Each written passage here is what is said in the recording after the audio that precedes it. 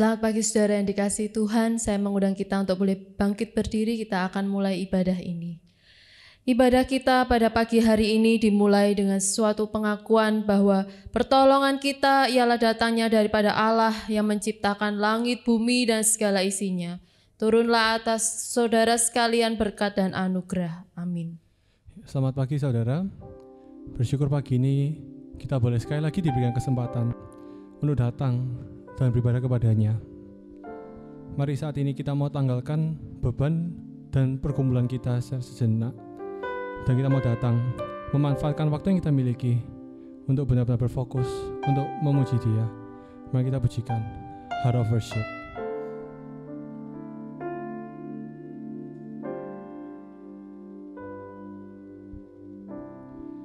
When the music fades, all is stripped away, and I simply come, longing just to bring something that's apart that will bless your heart. I'll bring you more than a song, for the song in itself is not what you have required. You search much deeper within, through the way things appear. You're looking into my heart. I'm coming back to the heart of worship, when it's all about you. It's all about you, Jesus. I'm sorry, Lord, for the things I've made. When it's all about you, it's all about you, Jesus. Mari lebih penuh sungguh hati kita mau pujikan sekali lagi. King of endless world, no one could express how much you deserve.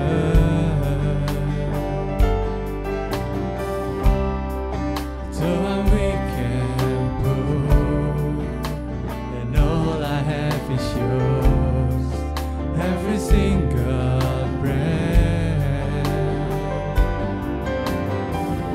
I'll bring you more than a song, for the song in itself is not what you have required. You search much deeper within, through the way things appear. You're looking into my heart.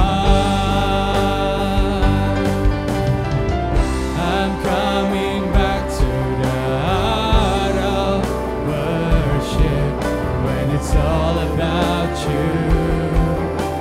It's all about you, Jesus. I'm sorry, Lord, for the things I've made. When it's all about you, it's all about you, Jesus. I'm coming back to the heart of worship, when it's all about you. It's all about you, Jesus. I'm sorry, Lord, for the things I've made. When it's all about you, it's all about you, Jesus. I'll bring you more than a song, for the song in itself is not what you have required. You search much deeper within, through the way things appear. You're looking into my heart. Oh, I'm coming back to the heart of worship, when it's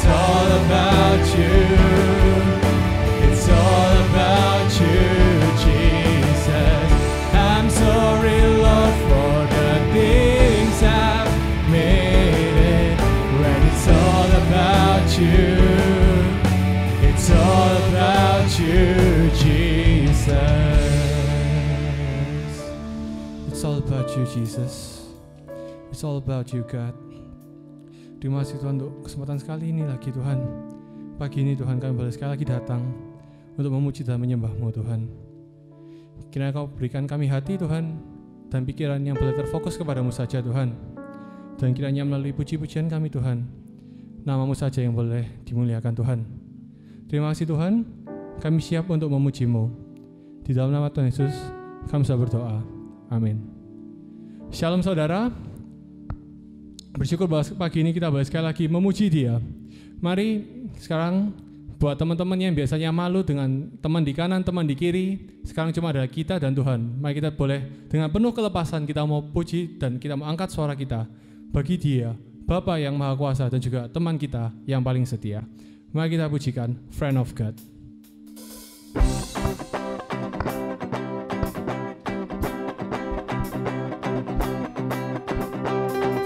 Who am I that you are mindful of me, that you hear me when I call?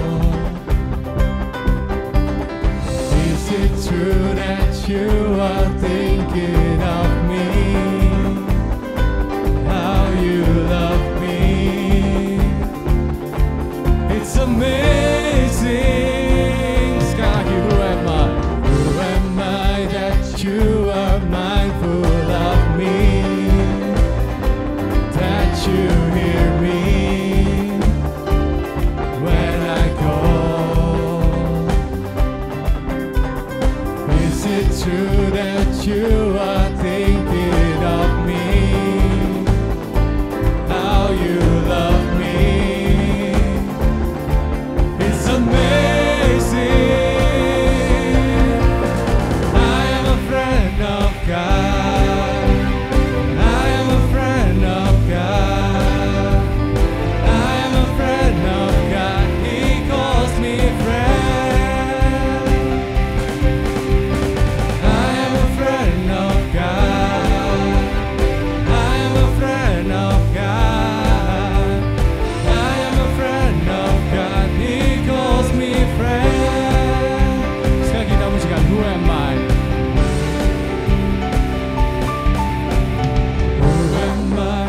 You are mindful of me, that you hear me when I call. Is it true that you are thinking of me, how you love me? It's amazing. I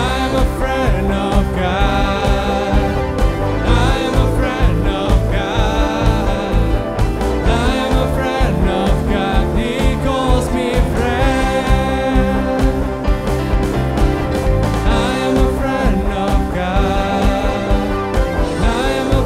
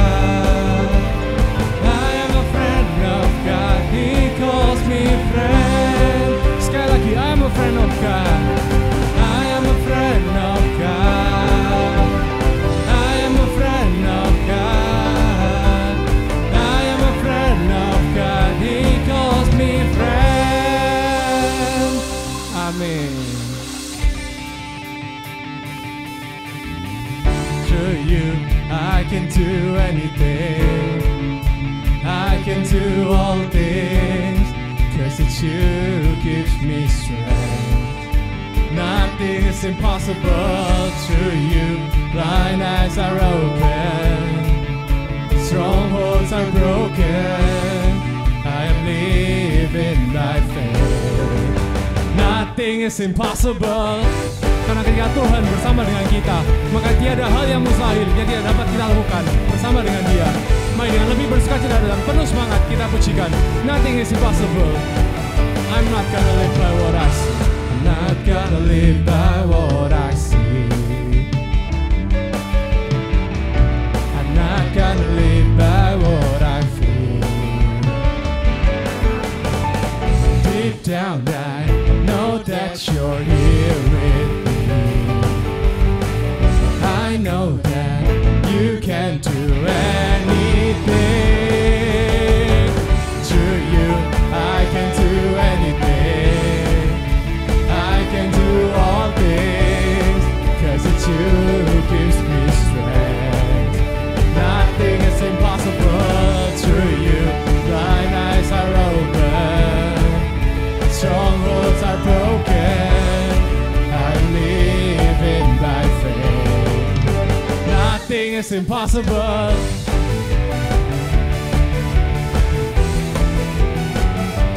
Nothing is impossible. Whoa. I'm not gonna live by what I see. I'm not gonna live by what I feel. Deep down I know that you're here with me. I know that you can do anything. Through you, I can do anything. I can do all things, 'cause it's you who gives me strength. Nothing is impossible through you. Blind eyes are open, strongholds are broken. I am living by faith. Nothing is impossible. Matius 17 ayat 20 berkata, Tuhan berfirman bahwa iman sebiji sawi pun cukup untuk memindahkan gunung, dan tiada yang mustahil ketika kita memiliki iman itu. Mari kita nyanyikan, I believe, I believe, I believe, I believe, I believe, I believe in you. I believe, I believe, I believe, I believe in you. I believe, I believe, I believe, I believe in you. I believe, I believe, I believe, I believe, I believe in you. Through you, I can do anything. I can do all things, 'cause it's you who gives me strength. Nothing is impossible through you. Blind eyes are open, strongholds are broken. I am living by faith. Nothing is impossible. I believe, I believe, I believe, I believe in you. I believe, I believe, I believe, I believe in you. Amin. Dan kiranya kita tidak meninggikan nama Dia melalui puji-pujian kita saja, tapi kita juga mau meninggikan namanya melalui pengakuan iman kita, pengakuan iman rasuli. Pengakuan iman rasuli. Aku percaya kepada Allah, Bapa yang Maha Kuasa, Khalik langit dan bumi, dan kepada Yesus Kristus, Anaknya yang tunggal Tuhan kita, yang dikandung dari Roh Kudus, lahir dari anak darah Maria, yang menderita sengsara di bawah pemerintahan Pontius Pilatus, disalibkan, mati dan dikuburkan, turun ke dalam kerajaan maut. Pada hari yang ketiga, bangkit pula dari antara orang mati, naik ke surga, duduk di sebelah kanan Allah, Bapa yang Maha Kuasa, dan dari sana Ia akan datang untuk menghakimi orang hidup dan yang mati. Aku percaya kepada Roh Kudus, gereja yang kudus dan am, persekutuan orang kudus, pengampunan dosa, kebangkitan tubuh, dan hidup yang kekal. Amin. Jemaat silakan duduk kembali. Saudara, Tentu mudah bagi kita untuk memiliki iman dan pengharapan yang kokoh ketika keadaan sedang menyenangkan, ketika banyak berkat datang kepada kita. Tetapi apa yang terjadi ketika tiada hal baik lagi yang terjadi dalam hidup kita? Ketika semuanya itu diambil daripada kita, mampukah kita untuk berpegang teguh pada iman dan pengharapan kita pada Tuhan? Mari kita siapkan hati kita. Kita pujikan lagu ini sebagai bentuk komitmen bagi Tuhan. Kita pujikan Even If.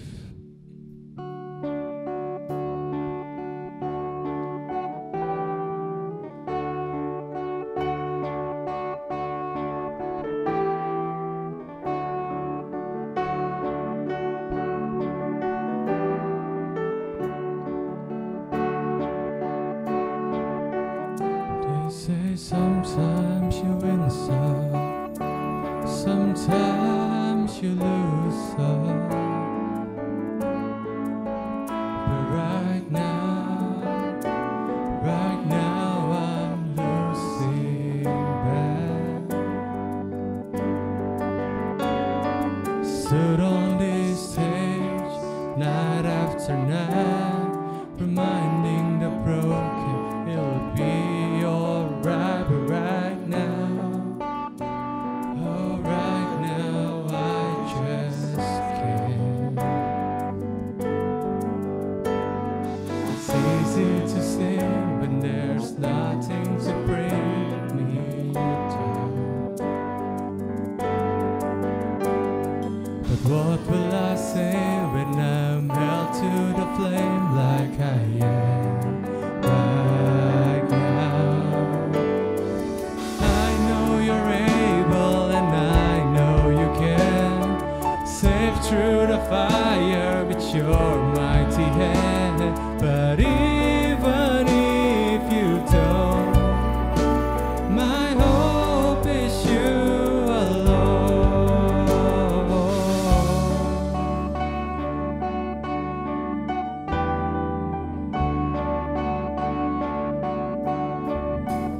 They say it only takes a little faith to move a mountain.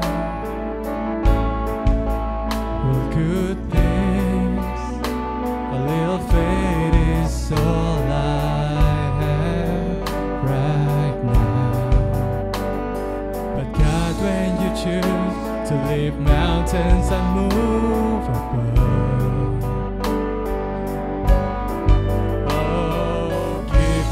strength to be able to say it is well with my soul. I know you're able and I know you can save through the fire with your mighty hand. But even if you don't, my hope is you alone. I know the sorrow and I know the hurt will all go away if you just say the word. But even if you don't, my hope is you alone. I know they're able and I know you can save through the fire with your mighty hand. But even if you don't, my hope is you alone.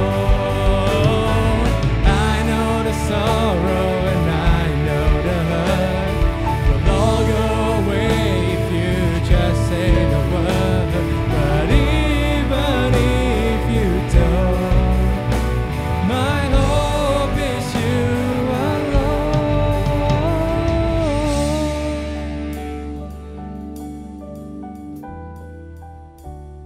Terima kasih Tuhan untuk segala berkat-Mu Tuhan.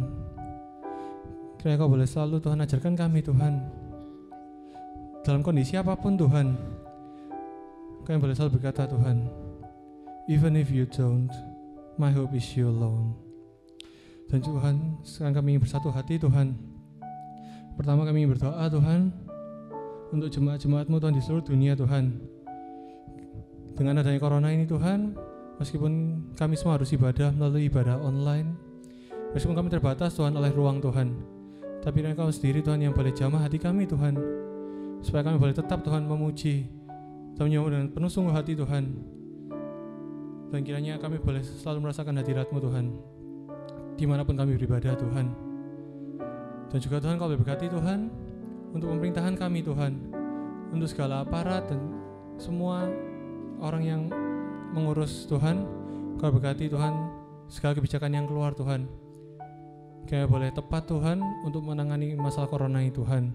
Kau sendiri berikan hikmat, Kau berikan akal budi dan kebijakan dari-Mu saja Tuhan. Dan Tuhan, terakhir kami juga berdoa untuk keamanan negara kami Tuhan.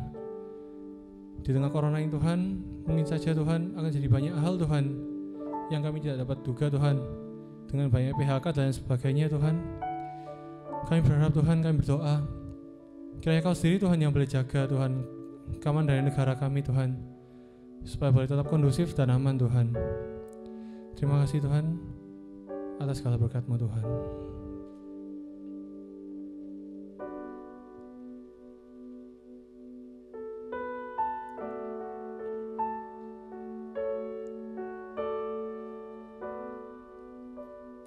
Mari dengan penuh sungguhan hati kita memujikan. You've been faithful, you've been good to me Lord. You've been faithful, you've been good all of my days. Jesus, I will cling to you, come what may, 'cause I know you're able. I know you can.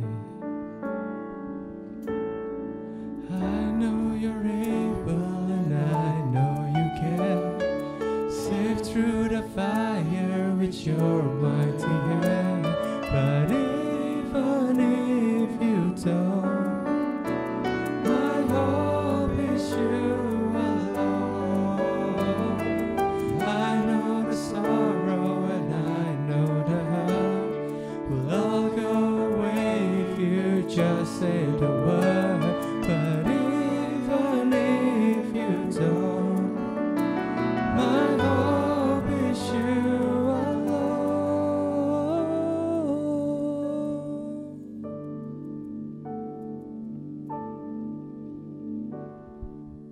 Saudara, tiba waktunya bagi kita untuk boleh merenungkan firman Tuhan pada pagi hari ini. Saya mengajak kita untuk boleh sekali lagi berdoa kepada Tuhan, memohon pertolongan daripada Tuhan. Mari kita berdoa. Bapa di dalam surga, Allah yang kami sembah dan Bapa yang kami kenal, di dalam nama Tuhan kami Yesus Kristus. Pagi hari ini kami sangat bersyukur akan anugerah Tuhan. Kami menikmati kasih dan penyertaan Tuhan yang begitu luar biasa di dalam kehidupan kami. Pagi hari ini kami bersama dengan umat-Mu merendahkan diri, ingin mendengar sapaan firman-Mu. Tuhan, berbicaralah kepada kami, karena kami haus akan pimpinan Tuhan. Kami haus dan merindukan akan suara gembala kami, Tuhan kami Yesus Kristus. Oleh sebab itu kami membutuhkan pertolongan Roh Kudus di dalam penguraian akan firman-Mu pagi hari ini ya Tuhan. Terima kasih kami serahkan perenungan ini hanya di dalam nama Tuhan kami, Yesus Kristus. Amin. Saudara yang dikasihi Tuhan, Shalom, apa kabar saudara di rumah? Pagi hari ini saya ingin mengawali khotbah ini dengan menanyakan sebuah pertanyaan kepada saudara. Saudara, siapakah model yang kita ikuti, yang menjadi contoh di dalam kehidupan rohaninya, yang menjadi contoh sosok yang takut akan Tuhan dan giat di dalam memberitakan Injil? Saudara boleh coba memikirkan sejenak, siapa kira-kira model yang saudara contoh di dalam kerohaniannya? Saudara yang dikasihi Tuhan, mengapa saya perlu menanyakan pertanyaan ini? Karena bagi kita kaum muda, kita membutuhkan sosok atau model yang dapat kita ikuti sebagai contoh. Tidak heran jika pada waktu sekarang ini kita melihat di media sosial, banyak sekali anak-anak muda yang mengikuti contoh-contoh hidup dari artis tertentu, pemusik tertentu, penyanyi tertentu, dan lain sebagainya. Nah saudara, ini meyakinkan kita bahwa anak-anak muda hari ini, saudara dan saya membutuhkan figur atau model yang dapat kita ikuti. Nah saudara yang dikasihi Tuhan, saya sangat sadar bahwa tidak ada yang sempurna untuk menjadi model yang baik bagi kita. Apalagi sosok yang bisa kita ikuti di dalam mengenal Tuhan atau kerinduannya akan Tuhan. Tetapi pada pagi hari ini saya mengajak kita untuk kita mau belajar dari kacamata firman Tuhan. Bagaimana kita menjadi seorang model atau figur yang takut akan Tuhan untuk memenangkan generasi ini bagi Tuhan.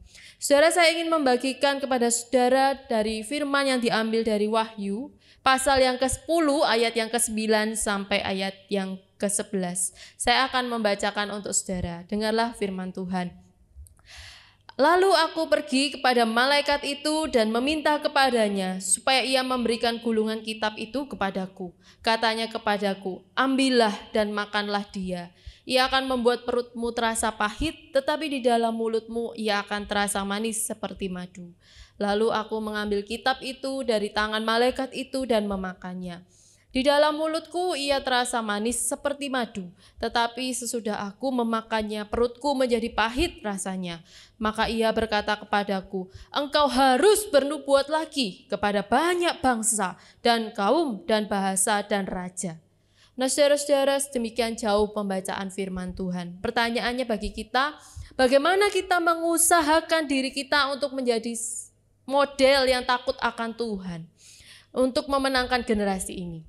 Nah saudara, ada dua hal yang ingin kita pelajari dari bagian ini. Yang pertama saudara, untuk menjadi seorang model yang bisa dicontoh dalam hal kerohanian kita. Yang pertama, hidup kita harus dikuasai dan dikendalikan oleh firman Tuhan.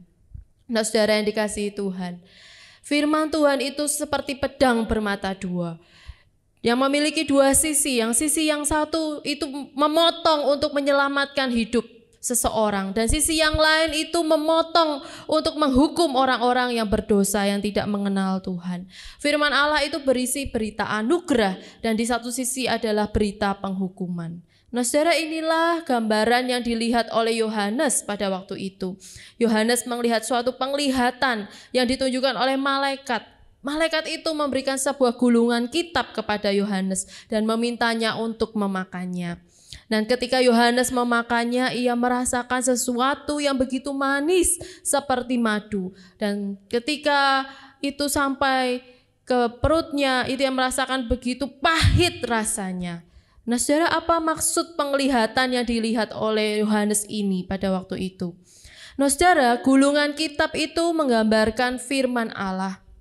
Rasa manis itu adalah gambaran berita anugerah. Dan rasa pahit itu adalah gambaran berita penghukuman. Mari kita coba bahas satu persatu. Nah saudara, mengapa firman Tuhan itu dikatakan begitu manis seperti madu? Ternyata firman Tuhan itu yang dimaksudkan memberi banyak manfaat bagi kerohanian kita. Firman Tuhan itu juga memberi makanan rohani bagi kita. Nah saudara, saya mencoba kita untuk boleh membandingkan di dalam Mazmur pasal yang ke-19 ayat yang ke-8 sampai 11. Saudara bisa membuka Alkitab saudara, Mazmur 19 ayat 8 sampai 11. Saya akan membacakannya. Taurat Tuhan itu sempurna, menyegarkan jiwa. Peraturan Tuhan itu teguh, memberi hikmat kepada orang yang tak berpengalaman. Titah Tuhan itu tepat, menyukakan hati. Perintah Tuhan itu murni, membuat mata bercahaya. Takut akan Tuhan itu suci, tetap ada untuk selamanya. Hukum-hukum Tuhan itu benar, adil semuanya. Lebih indah daripada emas, bahkan daripada banyak emas tua. Dan lebih manis daripada madu, bahkan daripada madu tetesan dari sarang lebah. Nah saudara yang dikasihi Tuhan, ketika kita sungguh-sungguh mencicipi firman Tuhan itu akan menolong kita, khususnya memupuk kehidupan batiniah kita saudara. Dan firman itu bukan hanya memupuk kehidupan batiniah kita, tetapi firman itu juga dapat diaplikasikan kepada semua kebutuhan manusia. Mengapa demikian saudara? Ketika kita membaca dari Mazmur 19 ayat 8 sampai 11, kita akan melihat bahwa kita yang membutuhkan dipuaskan oleh pengetahuan kita, firman Tuhan itu memberi hikmat kepada orang yang tak berpengalaman. Kita yang butuh dipuaskan dalam segi emosi kita, firman Tuhan itu dikatakan menyukakan hati kita. Dia memberi sukacita, memberi penghiburan, memberi ketenangan. Dan ketika dikatakan firman Tuhan itu juga seperti madu, dia menyembuhkan luka batin kita, saudara. Firman Tuhan itu mampu memulihkan setiap hati yang patah, semangat yang patah itu dapat dipulihkan. Seperti madu yang dihasilkan dari tetesan sarang lebah yang memiliki banyak vitamin, mineral yang berguna untuk memperbaiki sel dalam tubuh dan penyembuhan luka. Saudara, itulah firman Tuhan. Ketika kita mencicipinya, maka firman Tuhan itu dapat diaplikasikan kepada semua kebutuhan manusia. Nah saudara, 2 Timotius 3 ayat 16 pun juga berkata demikian. Segala tulisan yang diilhamkan Allah memang bermanfaat untuk mengajar, untuk menyatakan kesalahan, untuk memperbaiki kelakuan dan untuk mendidik orang dalam kebenaran. Karena memang firman Tuhan adalah tulisan yang diilhamkan oleh Allah, diinspirasikan oleh Allah, dinafaskan dari mulut Allah sendiri. Jadi ketika kita mau menjadi model yang takut akan Tuhan, maka hidup kita harus dikuasai dan dikendalikan oleh firman Tuhan. Nah saudara yang dikasihi Tuhan, saya mau bercerita sedikit bagaimana saya memiliki seorang figur atau model yang takut akan Tuhan. Saya belajar itu dari oma, dari nenek saya. Saya sejak kecil melihat bahwa oma saya begitu mencintai Tuhan. Dia begitu dekat dengan Tuhan. Dan setiap hari saya tidak melihat oma saya itu duduk di kursi yang biasa ia tempati. Dan di situ dia selalu memuji Tuhan. Kemudian dia meluangkan banyak waktu untuk membuka firman Tuhan. Saya selalu ingat dari pagi sampai siang oma saya duduk dan membaca firman Tuhan. Bahkan ketika oma saya ini lanjut usia, ketika matanya mulai pudar dan tidak bisa melihat dengan jelas karena usia, oma saya tetap berusaha dan berjuang untuk boleh merenungkan firman Tuhan.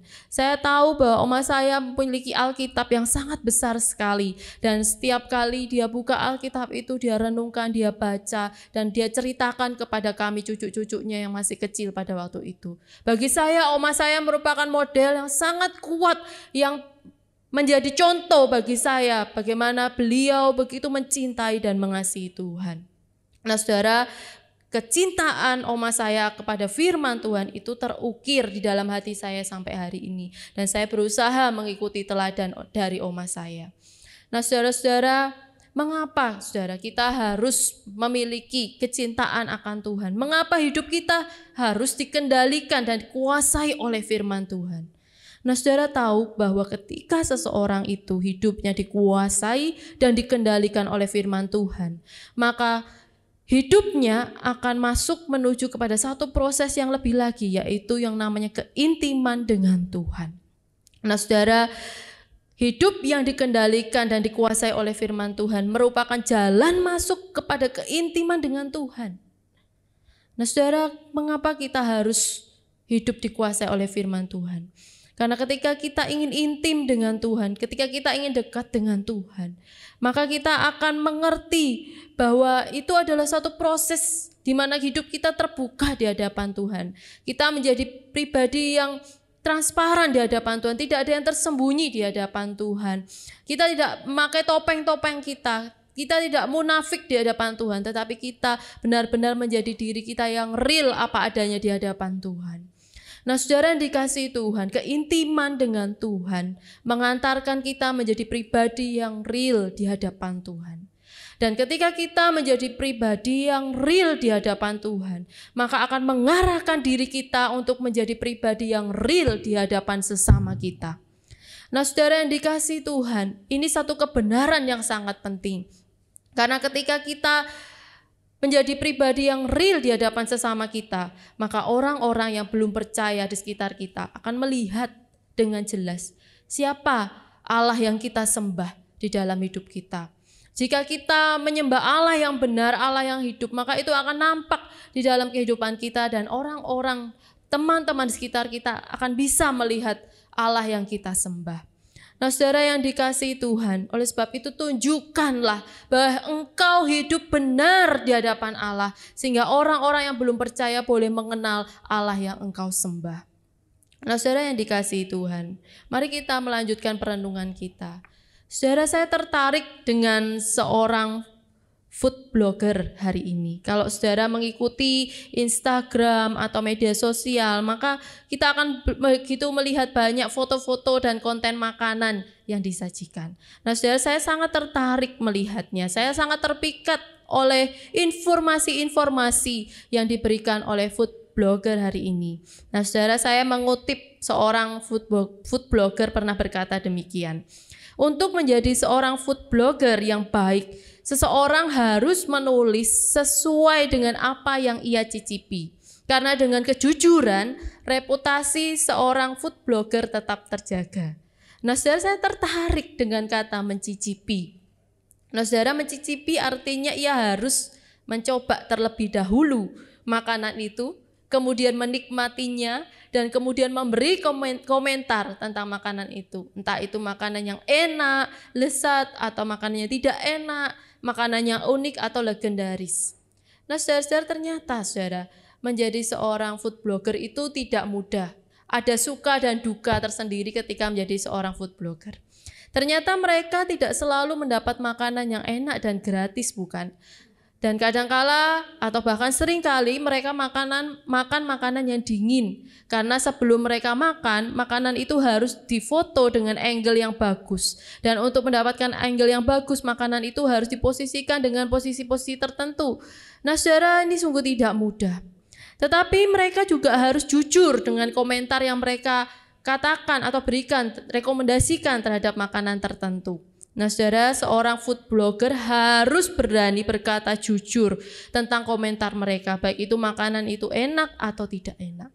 Nah saudara, bagi kita yang saat ini ingin memberitakan firman Tuhan, kita harus seperti food blogger itu. Kita harus berani berkata jujur tentang Injil yang kita beritakan. Nah saudara, saya tahu bahwa ada kalanya berita yang kita sampaikan itu sangat sulit. Berita yang benar itu sangat sulit dan tidak semua orang sanggup menerima kebenaran itu. Alkitab dengan jelas bahwa tidak semua berita yang diberitakan di dalam firman Tuhan itu merupakan berita anugerah.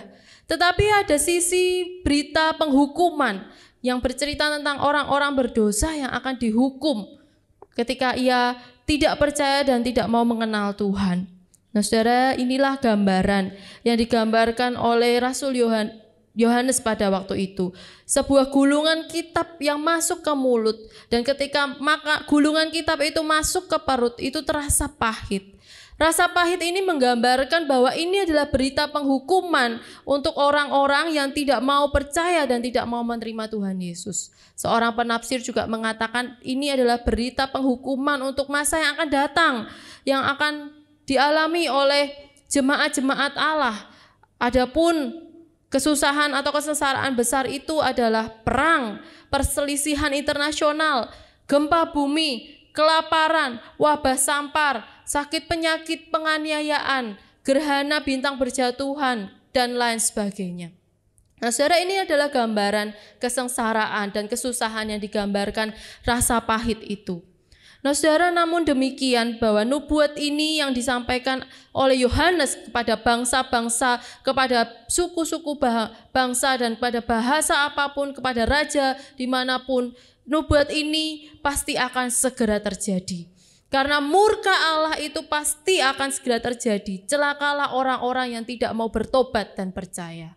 Nah saudara, saya ingin mengajak saudara membuka di dalam Yeremia 30 ayat 24. Yeremia 30 ayat 24 berkata hal yang sama. Murka Tuhan yang menyala-nyala itu tidak akan surut sampai ia telah melaksanakan dan mewujudkan apa yang dirancangkannya. Dan di situ dikatakan pada hari-hari yang terakhir kamu akan mengerti hal itu.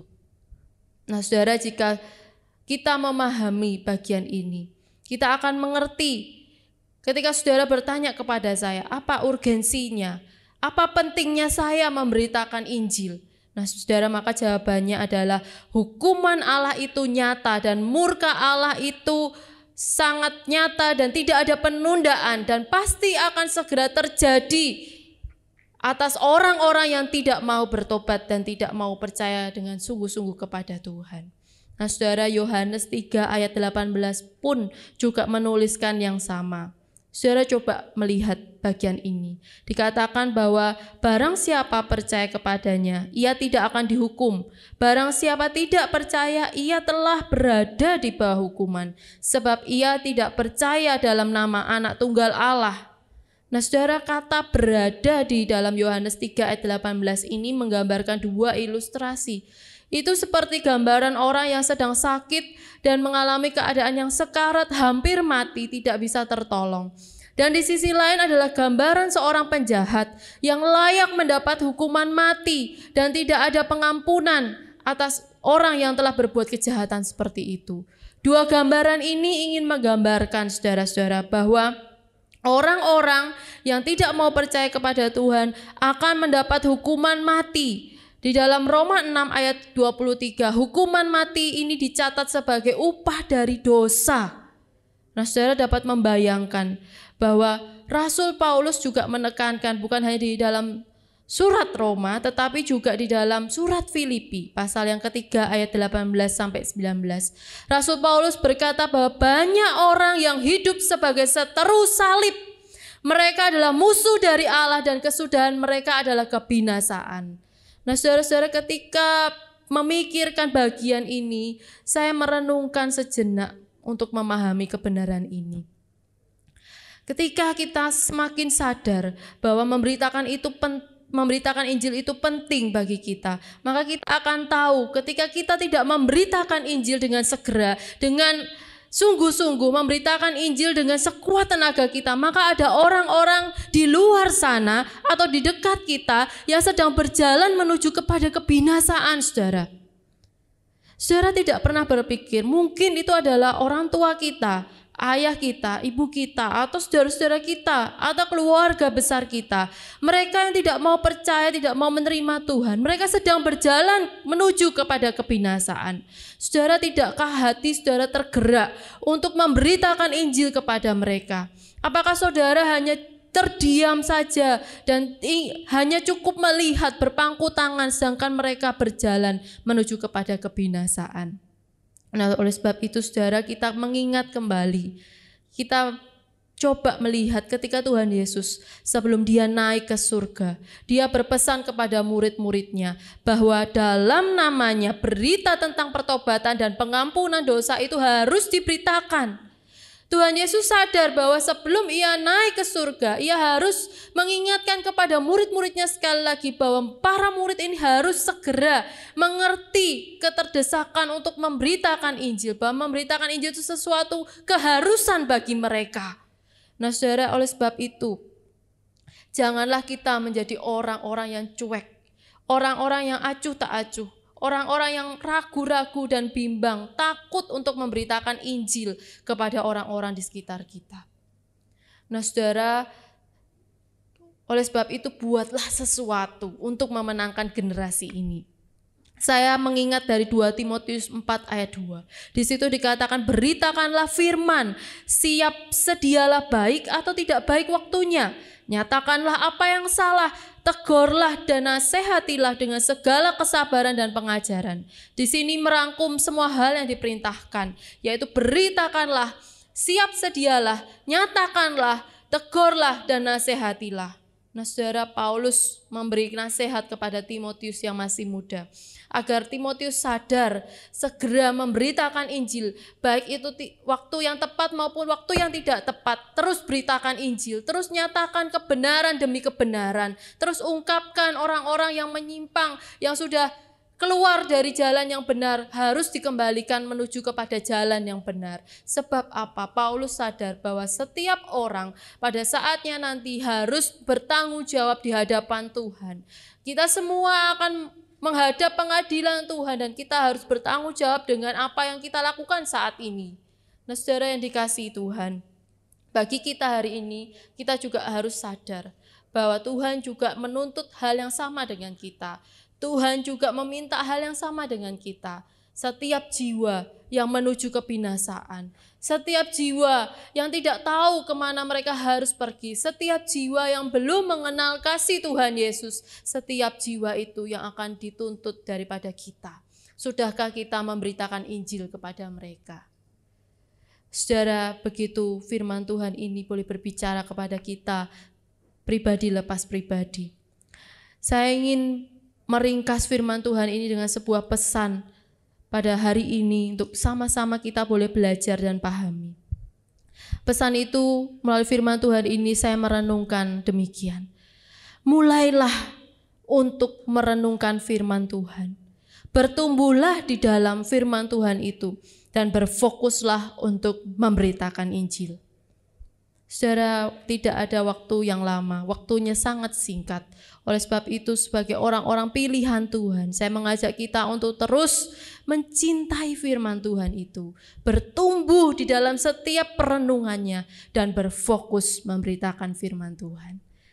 Biarlah firman Tuhan pada pagi hari ini boleh menjadi berkat bagi kita. Saudara boleh menjadi orang-orang yang bukan hanya mendengar, tetapi juga pelaku firman Tuhan. Tuhan Yesus memberkati kita. Mari kita berdoa. Bapa di dalam surga, kami sungguh bersyukur karena firman-Mu sudah kami baca dan kami renungkan. Kami bersyukur Tuhan, karena hidup kami di dalam dunia ini boleh dituntun dan disertai oleh Tuhan. Biarlah Roh Kudus-Mu boleh berbicara di dalam hati kami, menyentuh hati kami, menjamah kami dengan kuasa dari tempat yang maha tinggi. Tuhan, Engkau sanggup mengubahkan hati orang-orang yang keras, hati orang-orang yang berbalik daripada jalan-Mu. Biarlah ketika firman-Mu pagi hari ini kami dengarkan bersama, hati kami boleh dilembutkan dan dijamah oleh kuasa firman-Mu. Terima kasih ya Tuhan, kami bersyukur. Di dalam nama Tuhan kami Yesus Kristus kami berdoa dan berterima kasih. Amin. Bersyukur atas firman yang boleh disampaikan bagi kita. Kiranya firman itu boleh bertumbuh dan berakar dalam hati kita. Dan mari sekarang kita mau meresponi firman itu dengan satu lagu. Mari kita pujikan, Ku bersyukur Bapa.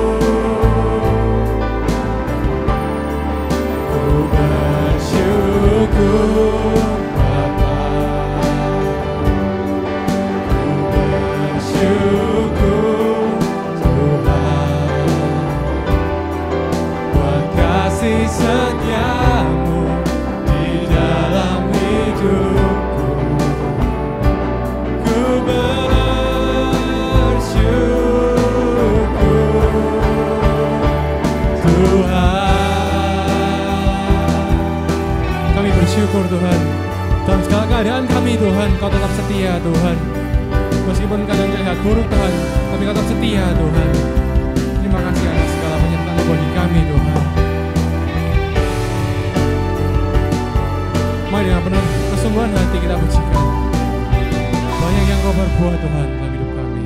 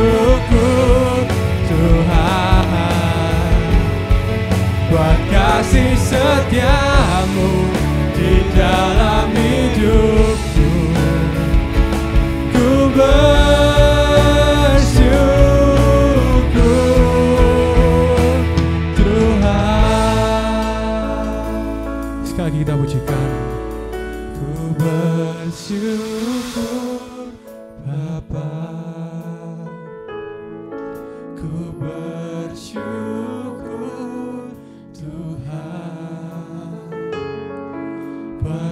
kasih setiamu di dalam hidupku, ku bersyukur.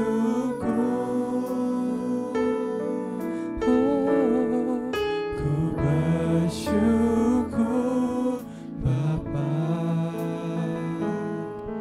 ku bersyukur Tuhan, buat kasih setiamu di dalam hidupku, ku bersyukur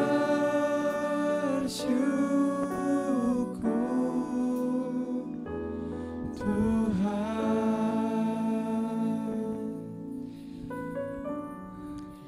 Saudara yang dikasihi Tuhan, saya mengajak kita untuk boleh bangkit berdiri. Kita akan menerima berkat daripada Tuhan. Saudara yang dikasihi Tuhan, jemaat yang dikasihi Tuhan, terimalah berkat daripada Tuhan. Kiranya Allah Bapa dengan kasih-Nya boleh menyinari kita sekalian. Tuhan Yesus Kristus dengan cinta kasih-Nya begitu besar boleh meneguhkan hati kita untuk senantiasa mengikuti Dia. Dan oleh karena pertolongan Allah Roh Kudus, kita boleh senantiasa dimampukan untuk boleh setia mengiring Tuhan dari sekarang dan sampai selama-lamanya. Amin. Tuhan Yesus memberkati.